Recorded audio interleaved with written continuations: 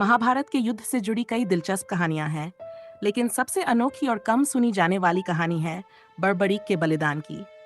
बर्बरीक भीम के पोते और घटोत्कच के पुत्र थे। वे महादेव के महान भक्त थे और उनकी कृपा से उन्हें 3 अमोघ बाण प्राप्त हुए थे, जिनकी शक्ति अपार थी। कहा जाता है कि वे केवल 3 बाणों से पूरी दुनिया को जीत सकते थे। बर्बरीक का संकल्प। बर्बरीक अत्यंत दयालु और न्यायप्रिय थे। उन्होंने प्रतिज्ञा ली थी कि वे हमेशा कमजोर पक्ष का साथ देंगे। जब कुरुक्षेत्र के युद्ध की घोषणा हुई, तो वे भी युद्ध में भाग लेने के लिए तैयार हुए। वे अपने रथ पर सवार होकर युद्ध भूमि की ओर निकले। श्री कृष्ण की परीक्षा।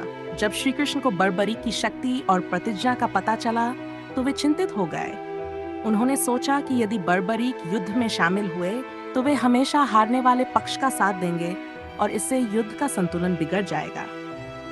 इसलिए श्री कृष्ण एक ब्राह्मण का वेश धारण करके बर्बरीक के पास पहुंचे और उनकी शक्ति की परीक्षा लेने का निश्चय किया। उन्होंने बर्बरीक से पूछा, तुम किसके पक्ष में युद्ध लड़ोगे?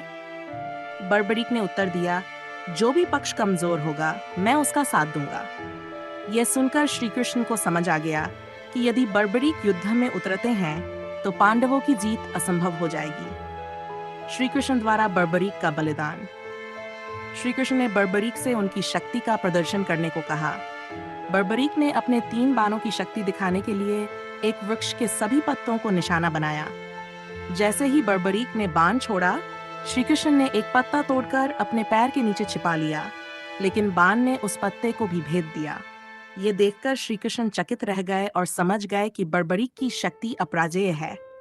अब श्री कृष्ण ने बर्बरीक से दान मांगने का निश्चय किया। उन्होंने बर्बरीक से उनका शीश दान में मांगा। बर्बरीक ने बिना किसी संकोच के अपना सिर दान करने के लिए सहमति दे दी, लेकिन उन्होंने श्री कृष्ण से एक अंतिम इच्छा जताई। वे ये युद्ध देखना चाहते थे। श्री कृष्ण ने उनकी इच्छा पूरी की और उनके सिर को एक ऊंची पहाड़ी पर स्थापित कर दिया, जहां से बर्बरीक पूरे महाभारत युद्ध को देख सके। बर्बरीक की दृष्टि से युद्ध का निष्कर्ष। युद्ध समाप्त होने के बाद श्री कृष्ण ने बर्बरीक से पूछा, तुमने युद्ध में सबसे महान योद्धा किसे देखा? बर्बरीक ने उत्तर दिया, मुझे तो केवल एक ही योद्धा दिखा, और वह थे आप।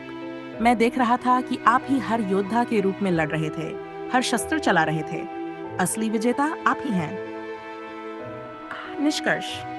बर्बरीक की कहानी हमें यह सिखाती है कि सच्चे वीर वही होते हैं जो अपने संकल्प और त्याग से इतिहास रचते हैं। उनका बलिदान यह भी दर्शाता है कि युद्ध केवल शस्त्रों की शक्ति से नहीं, बल्कि नीति और चतुराई से जीता जाता है। आज भी राजस्थान के खाटू श्याम मंदिर में बर्बरीक की पूजा की जाती है, जहां उन्हें श्याम बाबा के रूप में जाना जाता है। इस प्रकार बर्बरीक की ये कहानी महाभारत की सबसे अद्भुत और प्रेरणादायक गाथाओं में से एक मानी जाती है।